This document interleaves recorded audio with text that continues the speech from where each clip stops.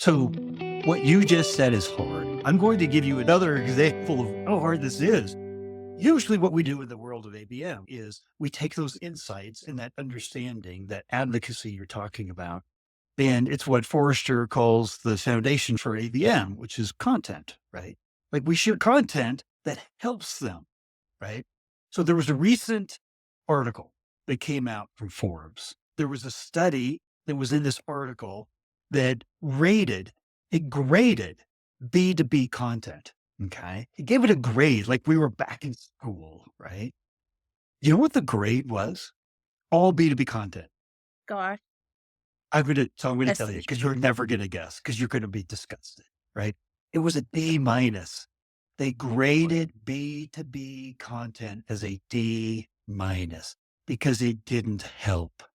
Like we are thought leaders of our own products, our own service, our own tech. We could talk all day, right? We could talk all day about what we do, and that's what we do, right? Here's my next question is my belief is that we have a really deep, meaningful familiarity with our customers. We talk about everything in terms of like their challenges from what we do for them, what our product, our tech does for them. And it might be a meaningful, like this much of their total challenges that are this much. But we talk about this because this is the world we live in, right? But what you're talking about, I think, is being meaningful and advocacy. You got to understand this. And that Yeah, takes work. That takes effort, resources. So how do we learn this? How do we like focus on this? Like in when we're comfortable focusing on this right here. it all comes down to trade-offs, right? Going back to my tech optimism, I think this is where we have a great opportunity. AI couldn't have come at a better time. And maybe this is where we get really smart about using technology and figuring out how could we apply that internally so that we figure out a way to make that trade-off feel less painful than it needs to be. Because you're absolutely right. It is an investment of time, it's an investment of resources. It's costly when you think about it from a people resource standpoint. Again, if you are looking to grow your business with your biggest clients and you're looking to grow share of wallet, and we see this data over and over again, it is more profitable in the long term. And you can do the numbers for your individual business. If you are over your customer lifetime value, numbers will tell you it is better to invest with clients and accounts that grow with you over time.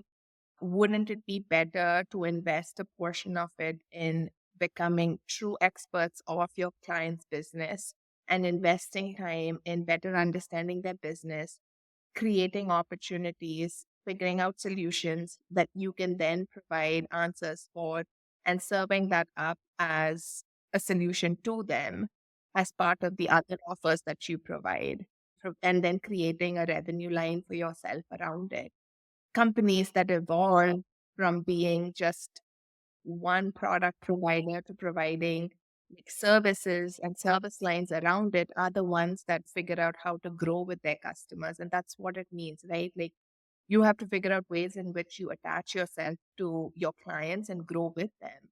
Understanding your business, like truly running deep analytics on it, you run into questions that requires your customer to share data with you. It requires them to trust you for you to have access to that information.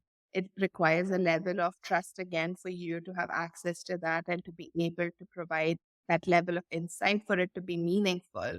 And I think that's where, that content becomes less meaningful is when you're doing it from the outside and then it becomes cookie cutter compared to what you're finding. Those are some of the things that you might have to work with. And this is where working with partners and building an ecosystem around your customer base may be useful.